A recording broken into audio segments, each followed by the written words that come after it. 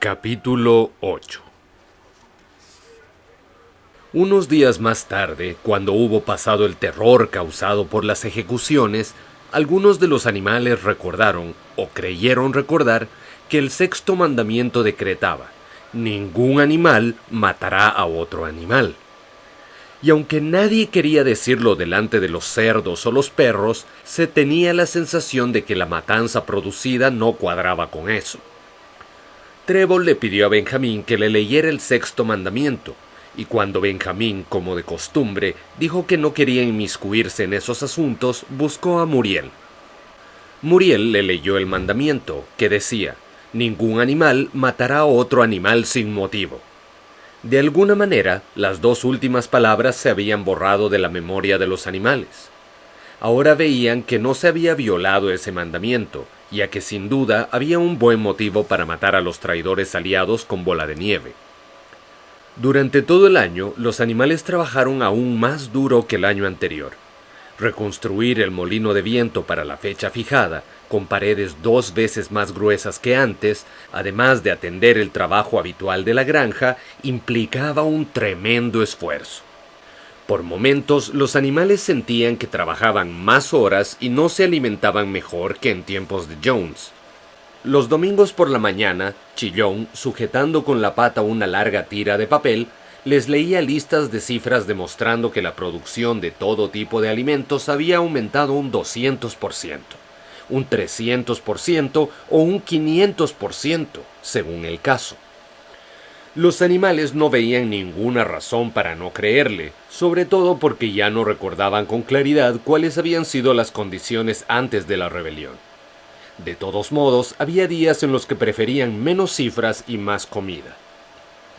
Ahora todas las órdenes llegaban a través de Chillón o de algún otro cerdo. A Napoleón se lo veía en público como mucho cada 2 semanas. Cuando aparecía, no solo contaba con su séquito de perros, sino con un gallito negro que marchaba delante de él y actuaba como una especie de trompeta, soltando un kikiriki antes de que hablara Napoleón. Incluso se decía que en la casa ocupaba habitaciones distintas a los demás.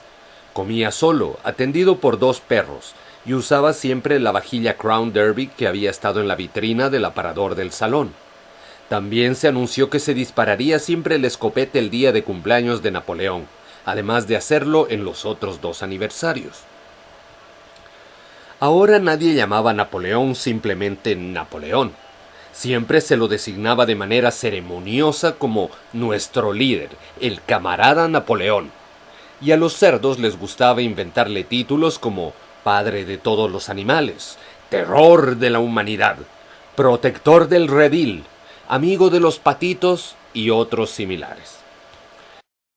En sus discursos, Chillón hablaba con lágrimas en las mejillas sobre la sabiduría de Napoleón, la bondad de su corazón y el profundo amor que sentía por todos los animales de todas partes, incluso y sobre todo por los desdichados que aún vivían en la ignorancia y la esclavitud de otras granjas. Se había convertido en costumbre reconocer a Napoleón el mérito de cada logro y cada golpe de suerte. Era habitual oír a una gallina comentar a otra: bajo la dirección de nuestro nuevo líder, el camarada Napoleón, he puesto 5 huevos en 6 días. O a 2 vacas mientras bebían en el abrevadero exclamar: gracias al liderazgo del camarada Napoleón, qué bien sabe esta agua.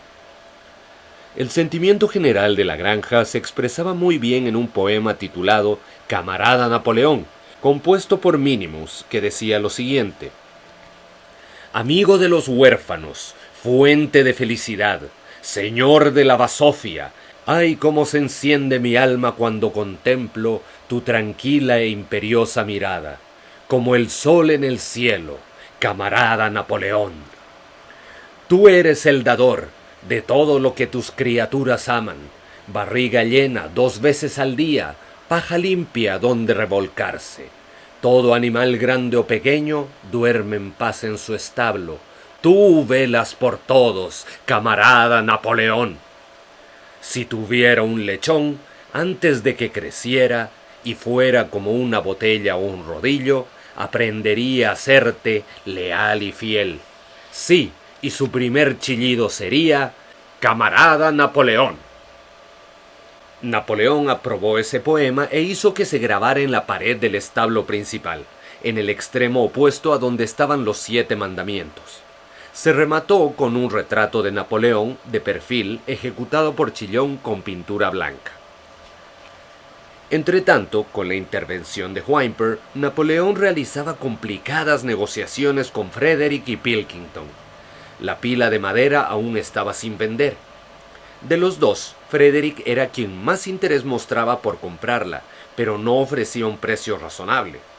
Al mismo tiempo, circulaban nuevos rumores según los cuales Frederick y sus hombres andaban conspirando para atacar la granja animal y destruir el molino de viento, cuya construcción había despertado en él una feroz envidia. Se sabía que Bola de Nieve seguía escondido en la granja Campocorto.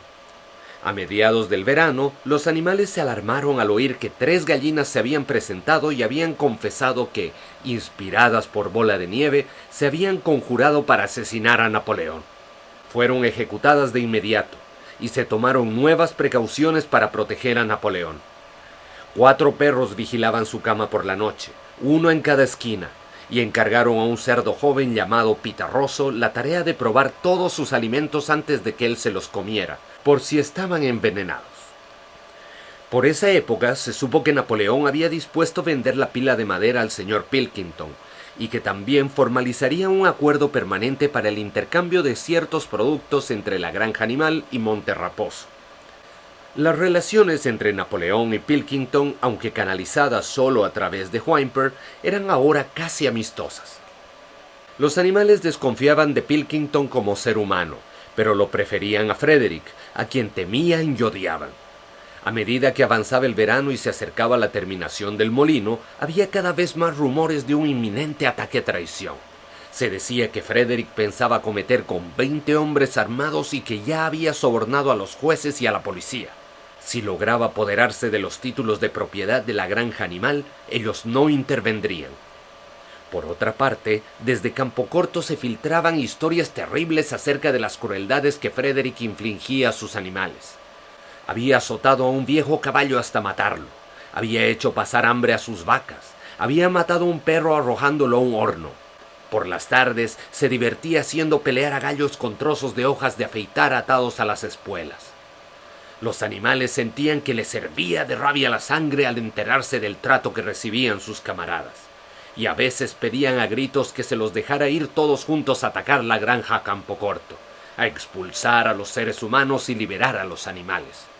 Pero Chillón les aconsejaba que evitaran las maniobras agresivas y confiaran en la estrategia del camarada Napoleón.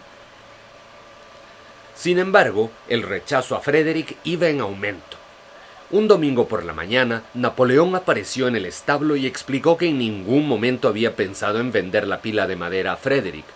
Pensaba que no debía rebajarse a tratar con sinvergüenzas de esa calaña. A las palomas que seguían enviando para difundir la noticia de la rebelión les prohibieron pisar Monte Raposo, y también se les ordenó abandonar su anterior lema, muerte a la humanidad, por muerte a Frederick. Al final del verano quedó al descubierto otra de las maquinaciones de Bola de Nieve. La cosecha de trigo estaba llena de maleza y se descubrió que en una de sus visitas nocturnas Bola de Nieve había mezclado semillas de maleza con semillas de maíz.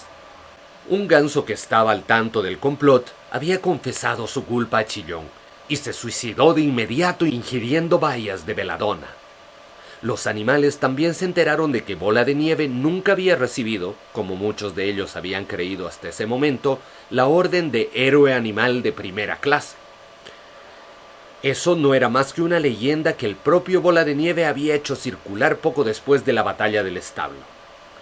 Lejos de recibir una condecoración, había sido censurado por mostrar cobardía en la batalla. De nuevo, algunos de los animales oyeron eso con cierta perplejidad, pero Chillón pronto logró convencerlos de que les había fallado la memoria. En el otoño, con un esfuerzo tremendo y agotador, porque casi al mismo tiempo tenían que recoger la cosecha, acabaron de construir el molino de viento. Todavía faltaba la instalación de la maquinaria, cuya compra negociaba Whymper, pero la estructura estaba terminada. A pesar de las numerosas dificultades, a pesar de la inexperiencia, de las herramientas primitivas, de la mala suerte y de la traición de Bola de Nieve, el trabajo se había terminado exactamente en fecha. Cansados pero orgullosos, los animales dieron vueltas y vueltas alrededor de su obra maestra, que les parecía aún más bella que cuando la habían construido por primera vez. Además, las paredes eran 2 veces más gruesas que antes. Esta vez solo podrían demolerlas con explosivos. Y al pensar en cómo habían trabajado, en los desánimos que habían superado y en cómo cambiaría su vida cuando estuvieran girando las aspas y funcionando los dínamos, al pensar en todo esto, olvidaron el cansancio y empezaron a brincar alrededor del molino, lanzando gritos de triunfo. El propio Napoleón, acompañado por sus perros y su gallo, bajó a inspeccionar el trabajo terminado. Felicitó personalmente a los animales por su logro y anunció que el molino se llamaría Molino Napoleón. 2 días después convocaron a los animales para una reunión especial en el establo. Quedaron mudos de sorpresa cuando Napoleón anunció que había vendido la pila de madera a Frederick. Al día siguiente llegarían las carretas de Frederick y empezarían a llevársela. Durante todo el período de supuesta amistad con Pilkington, Napoleón había estado en realidad haciendo tratos secretos con Frederick. Se había roto toda relación con Monterraposo, se habían enviado mensajes insultantes a Pilkington, se había instruido a las palomas para que evitaran la granja Campocorto y cambiaran su lema de «Muerte a Frederick» por «Muerte a Pilkington». Al mismo tiempo, Napoleón aseguró a los animales que las historias de un inminente ataque a la granja animal eran completamente falsas, y que los cuentos sobre la crueldad de Frederick con sus propios animales se habían exagerado mucho. Quizá todos esos rumores eran creación de Bola de Nieve y sus agentes. Ahora parecía que Bola de Nieve no estaba, después de todo, escondido en la granja Campocorto. De hecho, nunca había andado por allí en su vida. Vivía, aparentemente, con considerable lujo en Monterraposo, y en realidad llevaba años viviendo a costa de Pilkington. Los cerdos estaban extasiados con la astucia de Napoleón. Aparentando amistad con Pilkington, había obligado a Frederick a aumentar su precio en 12 libras. Pero la verdadera superioridad mental de Napoleón, dijo Chillón, se demostraba en el hecho de que no confiaba en nadie, ni siquiera en Frederick. Frederick había querido pagar la madera con algo llamado cheque, que al parecer era un trozo de papel con una promesa de pago escrita en él. Pero Napoleón era demasiado listo para aceptar esas cosas. Había exigido el pago con billetes reales de 5 libras, que debían entregarse antes de retirar la madera. Frederick ya había pagado, y la suma recibida bastaba para comprar la maquinaria que haría funcionar el molino de viento. Mientras tanto, se llevaban la madera a toda prisa. Cuando no quedó nada, se celebró otra reunión especial en el establo para que los animales examinaran los billetes de Frederick. Sonriendo beatíficamente y luciendo las 2 condecoraciones, Napoleón reposaba en un lecho de paja sobre la plataforma, con el dinero al lado, cuidadosamente apilado en un plato de porcelana de la cocina de la casa. Los animales desfilaron pasando despacio por delante, mirando con atención. Boxeador acercó la nariz para oler los billetes y su aliento hizo vibrar y crujir los delgados papeles blancos. 3 días más tarde se produjo un revuelo terrible. Whymper, con el rostro mortalmente pálido, apareció pedaleando a gran velocidad en la bicicleta, que dejó en el patio antes de entrar precipitadamente en la casa. Un instante después brotó de las habitaciones de Napoleón un rugido furioso. La noticia de lo que había pasado corrió por la granja como un incendio descontrolado. Los billetes eran falsos. Frederick había conseguido la madera por nada. Napoleón reunió a los animales de inmediato y con voz terrible anunció la sentencia a muerte de Frederick. Cuando se lo capturara, dijo, lo hervirían vivo. Al mismo tiempo, les advirtió que después de esa traición se podía esperar lo peor. Frederick y sus hombres podían lanzar su tan esperado ataque en cualquier momento. Apostaron centinelas en todos los accesos a la finca. Además, enviaron 4 palomas a Monterraposo con un mensaje conciliador que, esperaban, serviría para volver a establecer buenas relaciones con Pilkington. El ataque se produjo a la mañana siguiente. Los animales estaban desayunando cuando los vigías llegaron corriendo con la noticia de que Frederick y sus seguidores ya habían entrado por la puerta con barrotes de la finca. Los animales salieron con valentía a su encuentro, pero esa vez no lograron una victoria fácil como en la batalla del establo de las vacas. Había 15 hombres con media docena de escopetas, que abrieron fuego en cuanto estuvieron a unos 50 metros. Los animales no podían enfrentar las explosiones terribles ni las picaduras de los perdigones, y a pesar de los esfuerzos de Napoleón y Boxeador para animarlos, pronto tuvieron que retroceder. Ya había unos cuantos heridos. Se refugiaron en los edificios de la granja y miraron con cautela por las rendijas y los agujeros de los nudos. Toda la enorme pradera, incluido el molino de viento, estaba en manos del enemigo. Por el momento, hasta Napoleón parecía perdido. Iba y venía en silencio, moviendo la cola rígida. Miradas tristes apuntaban hacia Monte Raposo. Si Pilkington y sus hombres los ayudaran, todavía podrían ganar la batalla. Pero en ese momento regresaron las 4 palomas que habían enviado el día anterior. Una de ellas traía un trozo de papel firmado por Pilkington. En él, escritas a lápiz, había estas palabras: «Te lo mereces». Mientras tanto, Frederick y sus hombres se habían detenido junto al molino. Los animales los miraron y empezaron a murmurar consternados. 2 de los hombres habían sacado una palanca y un mazo. Iban a demoler el molino de viento. ¡Imposible!, exclamó Napoleón. Hemos construido paredes demasiado gruesas. No podrían derribarlo ni en una semana. ¡Ánimo, compañeros! Pero Benjamín observaba con atención los movimientos de los hombres. Los del martillo y la palanca estaban haciendo un agujero cerca de la base del molino. Despacio, casi con aire de diversión, Benjamín movió afirmativamente el largo hocico. «Ya me lo imaginaba», dijo. «¿No veis lo que hacen? Dentro de un instante llenarán de pólvora el agujero». Los animales esperaron, aterrorizados. Ahora no podían buscar refugio en los edificios. Unos minutos más tarde vieron cómo los hombres corrían en todas direcciones. Entonces se produjo un rugido ensordecedor. Las palomas se arremolinaron en el aire y todos los animales, salvo Napoleón, se arrojaron al suelo y se taparon la cara. Cuando se levantaron, una enorme nube de humo negro flotaba sobre el sitio donde había estado el molino de viento. Poco a poco fue llevándosela a la brisa. El molino de viento había dejado de existir. Al ver eso, los animales recuperaron su valentía. La rabia contra un acto tan vil y despreciable superó el miedo y la desesperación que habían sentido un momento antes. Se oyó un potente grito de venganza y sin esperar nuevas órdenes salieron todos juntos, dispuestos a atacar al enemigo. Esta vez no cejaron ante los perdigones crueles que cayeron sobre ellos como granizo. Fue una batalla salvaje y amarga. Los hombres disparaban una y otra vez, y cuando los animales estuvieron cerca los atacaron con palos y con las pesadas botas. Mataron una vaca, 3 ovejas y 2 gansos, y casi todo el mundo estaba herido. Hasta Napoleón, que dirigía las operaciones desde la retaguardia, tenía la punta de la cola rasguñada por un perdigón. Pero tampoco los hombres habían salido indemnes. 3 de ellos tenían la cabeza partida por los golpes de los cascos de boxeador. Otro había sido gorneado en el vientre por una vaca y otro tenía los pantalones casi destrozados por Jessica y Campanilla.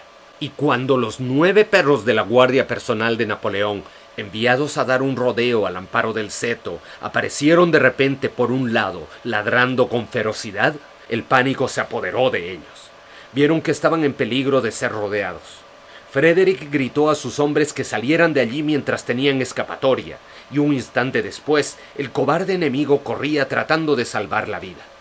Los animales persiguieron a los hombres hasta el final del campo y les dieron unas últimas patadas mientras atravesaban como podían el espinoso seto. Habían ganado, pero estaban cansados y ensangrentados. Despacio, cojeando, empezaron a regresar a la granja. Algunos, al ver a sus camaradas muertos tendidos en la hierba, no pudieron contener las lágrimas, y por un rato se detuvieron en doloroso silencio junto al sitio donde alguna vez se había levantado el molino de viento. Sí, ya no existía. Casi el último rastro de su trabajo había desaparecido. Hasta los cimientos estaban parcialmente destruidos, y ahora, para reconstruirlo, no podrían usar, como antes, las piedras caídas. Esta vez también habían desaparecido las piedras. La fuerza de la explosión las había lanzado a cientos de metros de distancia. Era como si el molino no hubiera existido nunca.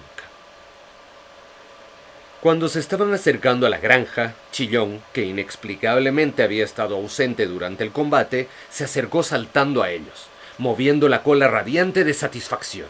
Y del lado de los edificios de la granja llegó el solemne estampido de un arma de fuego. ¿Para qué dispararon esa escopeta?, preguntó Boxeador. Para celebrar nuestra victoria, exclamó Chillón. ¿Qué victoria?, preguntó Boxeador. Le sangraban las rodillas, había perdido una herradura y se le había partido el casco. En una pata trasera tenía alojada una docena de perdigones. ¿Qué victoria, camarada? ¿qué victoria, camarada? ¿Acaso no hemos expulsado al enemigo de nuestro suelo, el sagrado suelo de la granja animal? Pero ellos han destruido el molino de viento, en el que hemos trabajado durante 2 años. ¿Qué importa? Construiremos otro molino. Construiremos 6 molinos si nos da la gana. Tú no aprecias, camarada, la importancia de lo que acabamos de lograr. El enemigo ocupaba el suelo que pisamos. Y ahora, gracias al liderazgo del camarada Napoleón, acabamos de recuperarlo hasta el último centímetro. Así que volvemos a tener lo que ya teníamos, dijo Boxeador. Esa es nuestra victoria, dijo Chillón. Los perdigones que Boxeador llevaba incrustados en la pata le producían un intenso dolor. Veía por delante la pesada empresa de reconstruir el molino desde los cimientos y mentalmente se preparó ya para la tarea. Pero por primera vez advirtió que tenía 11 años y que quizás sus enormes músculos ya no eran como antes. Pero cuando los animales vieron flamear la bandera verde y oyeron el nuevo disparo de escopeta, la dispararon 7 veces en total. Y escucharon el discurso de Napoleón felicitándolos por su conducta, les pareció que después de todo habían conseguido una gran victoria. Los animales muertos en la batalla tuvieron un solemne entierro. Boxeador y Trébol tiraron del carro que servía de coche fúnebre y el propio Napoleón encabezó la procesión. Dedicaron 2 días enteros a las celebraciones.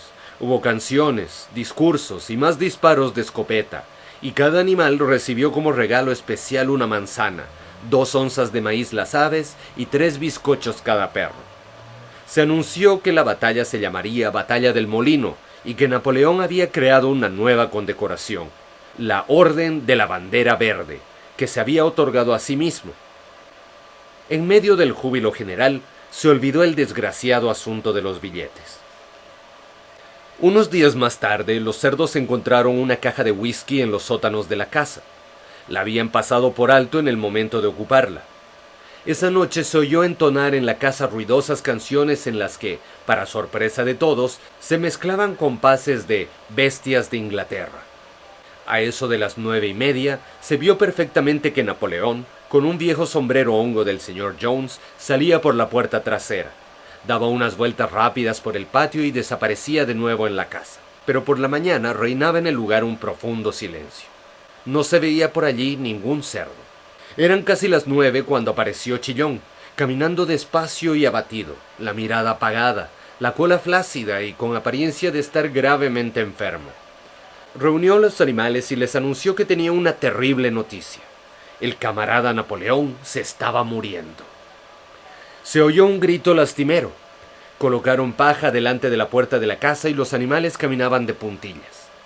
Con lágrimas en los ojos se preguntaban unos a otros qué harían si les faltaba el líder. Empezó a circular el rumor de que, después de todo, Bola de Nieve se las había ingeniado para introducir veneno en la comida de Napoleón. A las 11 salió Chillón para hacer otro anuncio. Como último acto sobre la tierra, el camarada Napoleón había pronunciado un solemne decreto. Se castigaría con pena de muerte el consumo de alcohol. Por la noche apareció que Napoleón había mejorado un poco, y a la mañana siguiente Chillón les contó que se estaba recuperando.